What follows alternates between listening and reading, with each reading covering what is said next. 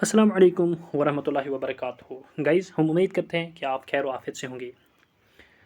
Guys, आज हम इस वीडियो लेक्चर में एक बहुत इंपॉर्टेंट पॉइंट पे बात करेंगे और ये पॉइंट है सोशल वेलफेयर के सुपरवाइज़र पोस्ट के रिगार्डिंग।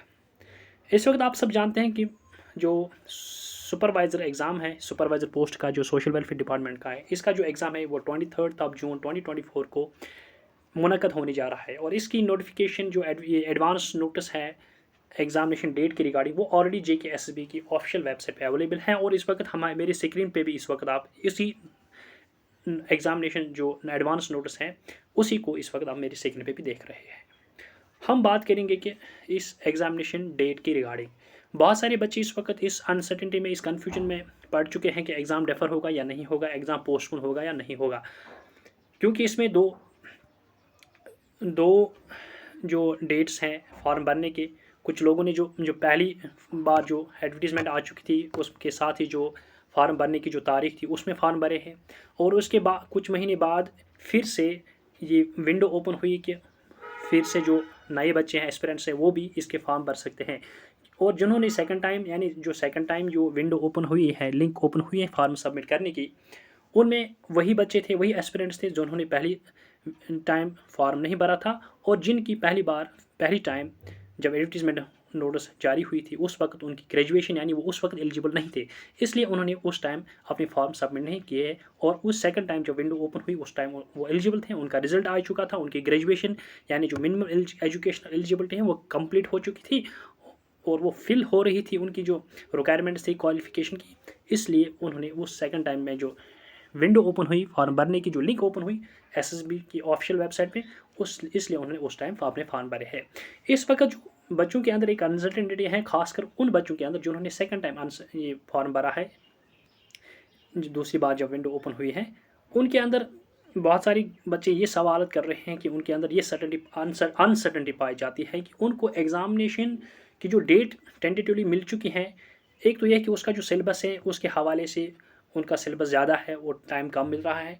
उसके साथ साथ उनका ये भी है कि कहना है कि इस टाइम पीरियड में जो जून है इसमें उनके बाकी एग्ज़ाम्स आने वाले हैं, इसलिए उनके अंदर एक अनसर्टेनिटी पाई जाती है। इसलिए इस वक्त वो एक ऑफिशियल अप्रोच इस्तेमाल कर रहे हैं, यूज़ कर रहे हैं, ऑफिशियल विज़िट कर रहे हैं JKSSB ऑफिस के, कि उनका एग्ज़ाम पोस्टपोन किया जाएगा।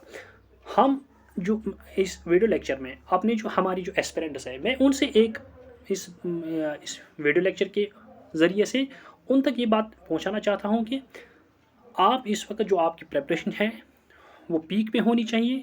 जो इस वक्त आपकी प्रिपरेशन है वो इस वक्त एज़ पर जो भी आपको एक स्मूथ एक स्ट्रैटेजी होती है एग्ज़ाम क्वालिफाई करने के लिए, उसके मुताबिक होनी चाहिए। चाहे एग्ज़ाम पोस्टपोन होगा या नहीं होगा, मैं उस पर बात नहीं करूँगा क्योंकि ये हम किसी के डिस्क्रिप्शन में नहीं है। It is wholly and solely in the description of JKSSB।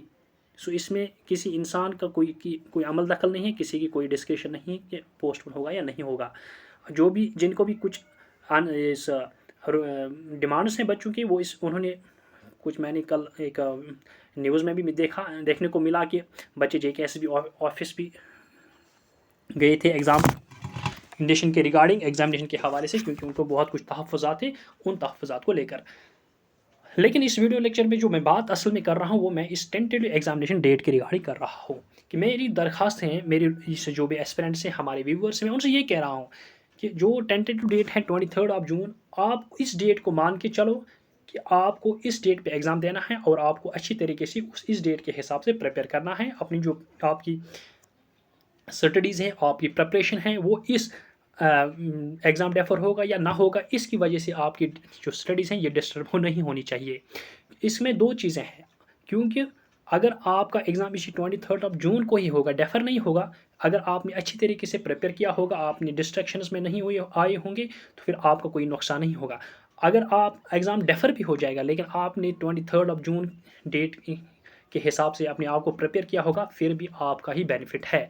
चाहे एग्ज़ाम पोस्टपोन होगा या नहीं होगा, वो सेकेंडरी क्वेश्चन है। लेकिन इस डेफर होने या ना होने से आपकी जो प्रिपरेशन है वो बिल्कुल मुतासिर नहीं होनी चाहिए।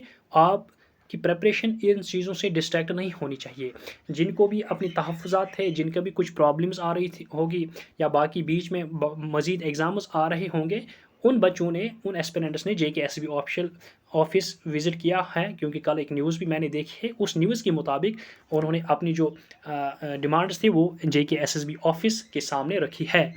लेकिन मेरी इस वीडियो लेक्चर में इन एस्पिरेंट से यही बात करना चाहता हूँ कि वो अपनी प्रिपरेशन को डिस्ट्रैक्ट मत करें, वो अपनी प्रिपरेशन को कम ना करें, वो अपनी स्टडीज़ को मुतासिर ना होने दें, बल्कि आप ये ज़हन में रख लो कि अगर आपका एग्ज़ाम 23 जून को ही होगा, आप फिर भी 23 जून को एग्ज़ाम में अपियर होने के लिए तैयार होना चाहिए।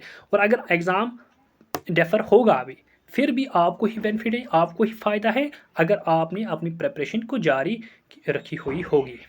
हम उम्मीद करते हैं कि ये वीडियो लेक्चर आपके लिए फ़ायदेमंद साबित होगा, और हम उम्मीद करते हैं कि आपको हमारे वीडियो लेक्चर पसंद आया होगा, और हम उम्मीद करते हैं कि आप हमारे इस वीडियो लेक्चर को ज़्यादा से ज़्यादा लाइक और ज़्यादा से ज़्यादा शेयर करोगे, ताकि जो भी एस्पिरेंट्स इस वक्त इस इम्तहान के लिए सोशल वेलफेयर की सुपरवाइज़र पोस्ट के लिए प्रिपरेशन कर रहे हैं, वो इससे मुस्तफ़िद हो सके।